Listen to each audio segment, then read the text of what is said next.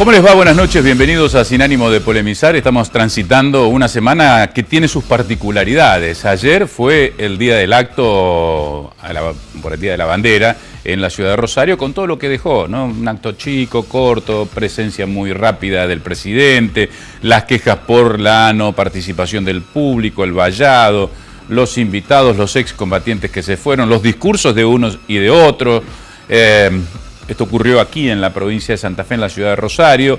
La particularidad de esta semana es que van y vienen, porque la cocina política está con más manos que nunca.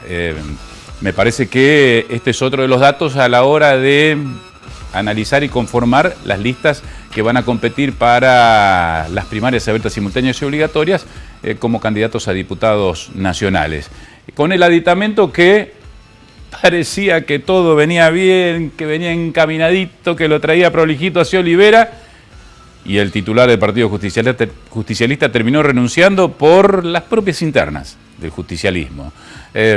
Bueno, mientras todo esto ocurre, se van definiendo precandidaturas. Hoy vamos a tener en el piso a Carlos Pereira, el candidato del oficialismo.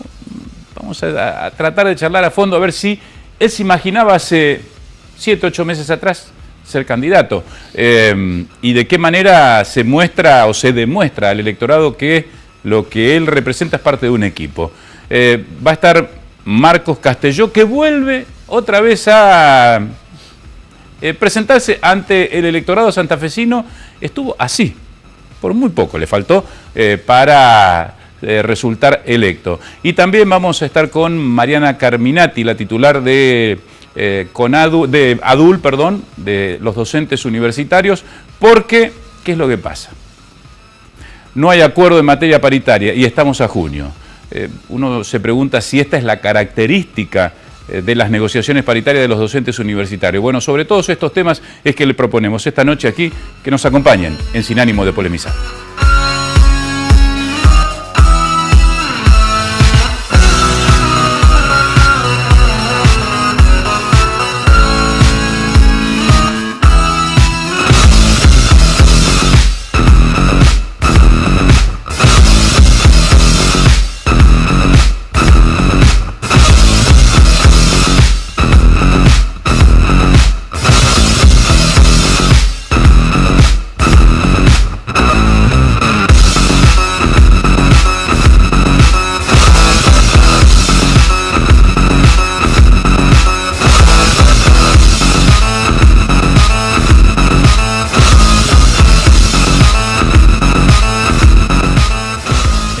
Preguntábamos si es normal que a junio no se hayan cerrado paritaria, por ejemplo, para los docentes universitarios. No podés recordar que todavía no cerraron las paritarias los docentes oficiales de la provincia de Buenos Aires.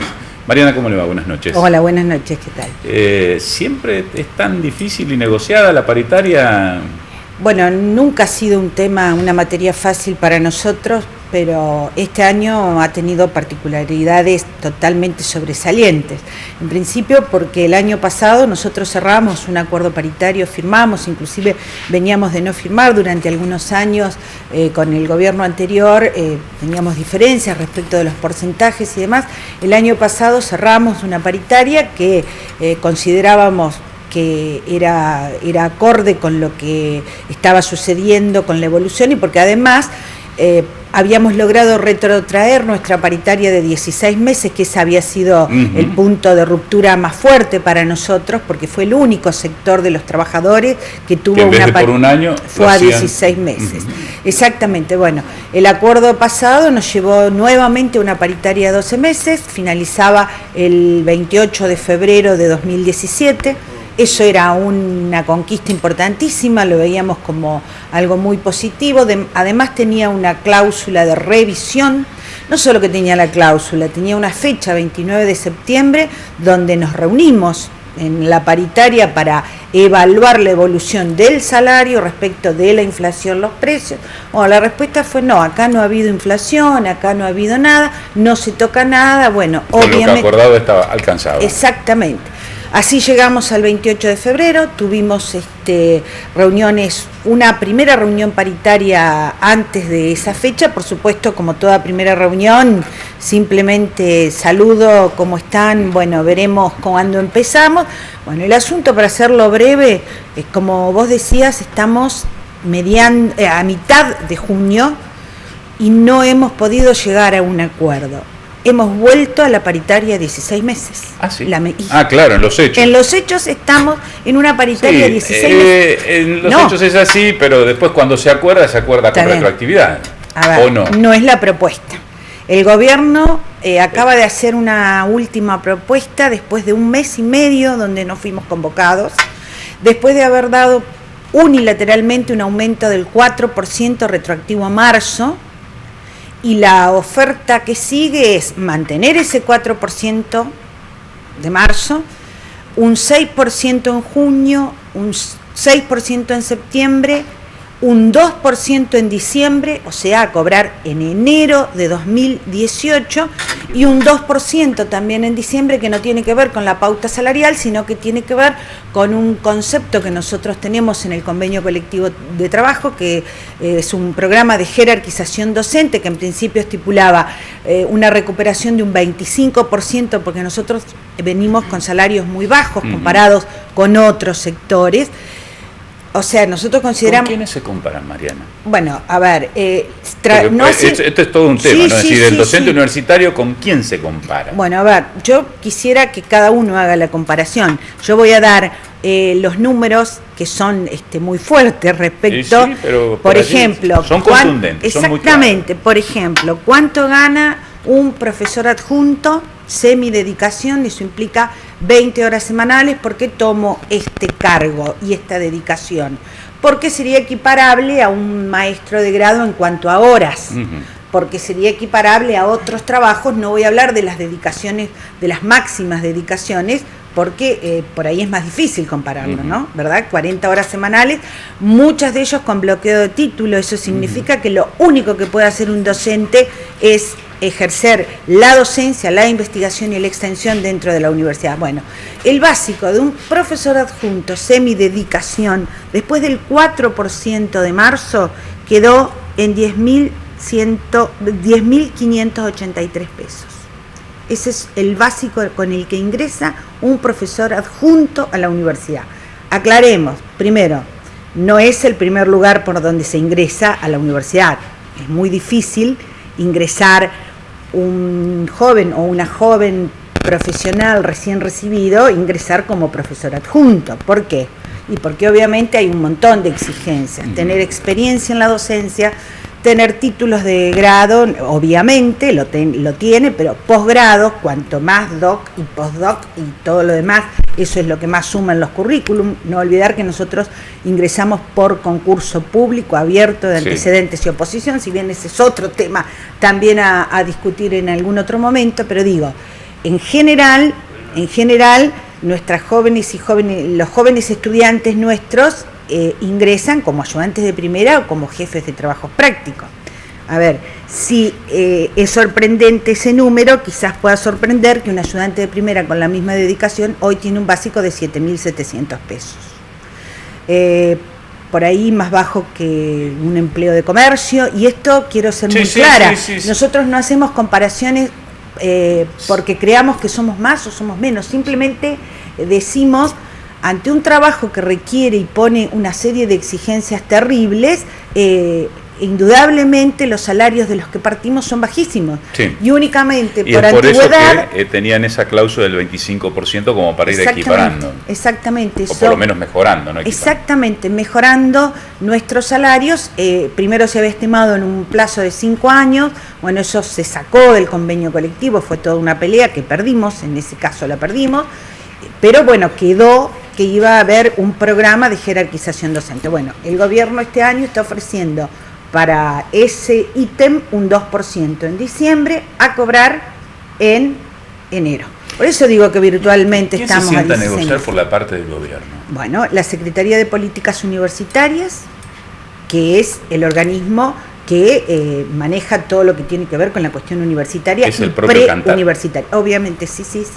Sí, el actual secretario de Políticas Universitarias es Álvaro Cantar, quien era rector de nuestra universidad hasta que asumió en ese cargo, en representación de lo que es el Ministerio de Educación.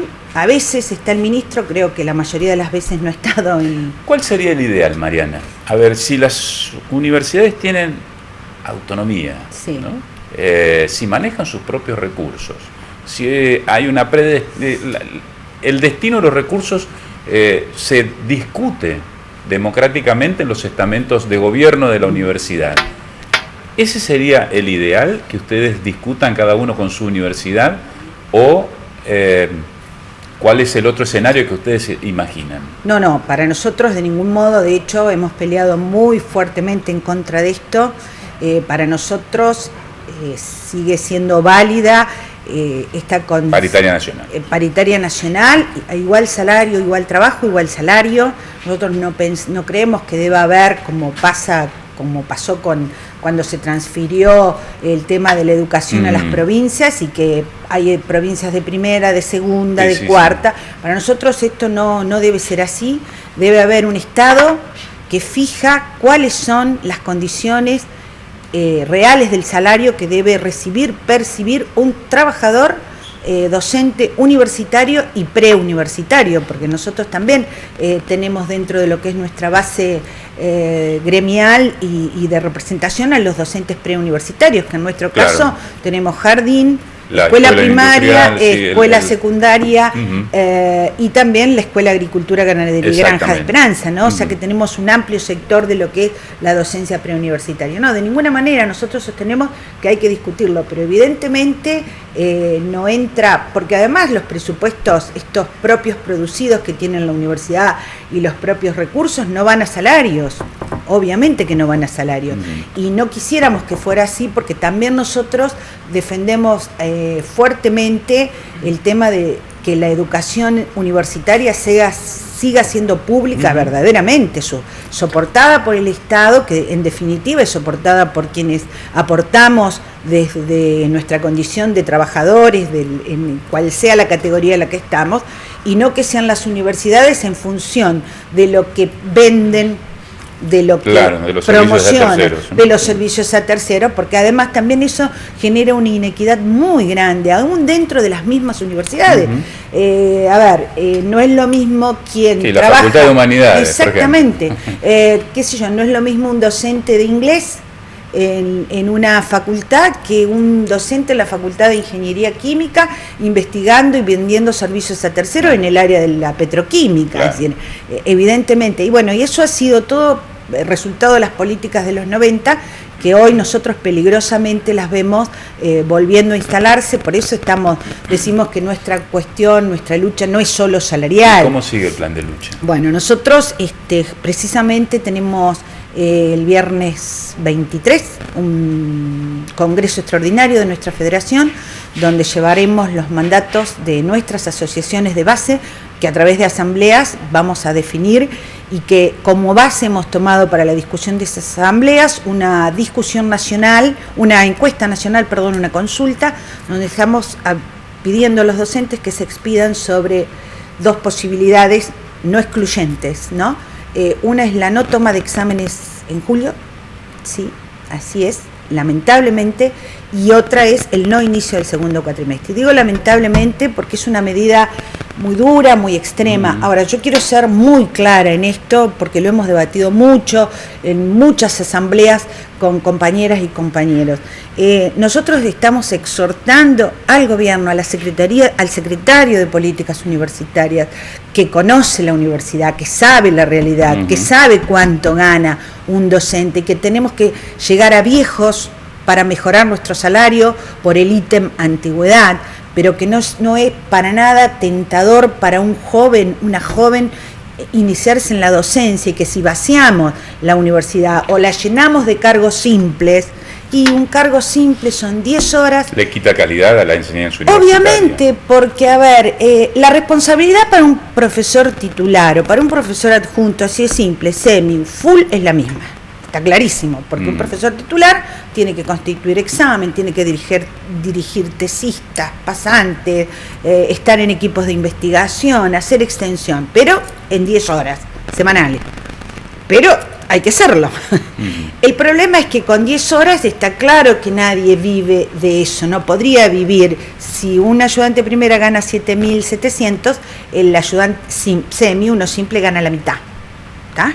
Entonces, con esos sueldos no podemos pensar que alguien viva de la universidad, con lo cual la universidad puede dedicarle lo mejor, pero no va a ser el centro, el objeto, claro, como nosotros sí pretendemos, que inclusive está en nuestro convenio y está en acuerdos paritarios anteriores, el cobro de un adicional a la exclusiva y efectiva dedicación a la universidad. Porque quienes hemos optado por la universidad como único medio de trabajo, digamos, y vemos que salimos perdiendo, claro, por así decir, contra aquellos que optan por dedicaciones simples y tienen otras actividades y triplican lo que quienes dedicamos todo nuestro quehacer, nuestra vida a la universidad, nos encontramos en condiciones totalmente inferiores.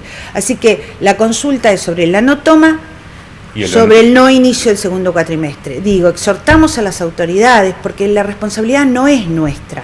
La última oferta de un 20% de aumento, 20% de aumento en 4 cuotas, a terminar de cobrar en enero de 2018, no la ha tenido nadie, no ha sido porque se nos dice a veces, bueno, sí, algunos han aceptado, no es nuestra condición. Inclusive si uno compara cómo se dio el proceso de negociación de la docencia en Santa Fe, con un 25% promedio, ¿no es cierto? Pero a julio-agosto. Y a revisar luego, de acuerdo a cómo evoluciona. Ahora, resulta que el INDEC da los datos que da, y nosotros hasta el día de hoy hemos cobrado un 4%. La propuesta es junio un 6%, pero a ver, aclaro además, no es un 6 sobre lo ya cobrado, es un 6 sobre febrero. O sea, que es una mínima diferencia vamos a notar casi nada de diferencia entre el sueldo de marzo y el sueldo actual. Y bueno, nosotros seguimos exhortando, pidiendo, porque la verdad que nosotros nuestra vocación no es el conflicto, nuestra vocación es trabajar y brindar lo mejor, pero en estas condiciones no lo podemos hacer. Gracias, Mariana, por estar esta noche. No, al contrario, gracias a vos. Establecemos aquí la primera pausa, ya está llegando Carlos Pereira, el actual secretario general del municipio y candidato a concejal por el oficialismo, podemos decir así. Pausa y enseguida volvemos.